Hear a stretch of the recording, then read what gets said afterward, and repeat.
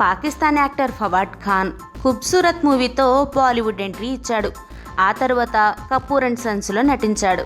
తాజాగా కరణ్ జోహార్ డైరెక్షన్లో ఏ దిల్ హే ముష్కిల్ మూవీలో కూడా నటించాడు. మ్యాటర్ ఏంటంటే, ఈ మధ్య మన ఆర్మీ మీద పాకిస్తాన్ టెర్రరిస్టులు అటాక్ చేశారు. దీంతో మన వాళ్ళు పాకిస్తాన్ యాక్టర్లని పాకిస్తాన్ వెళ్ళిపోవాల్సిందిగా హెచ్చరించారు.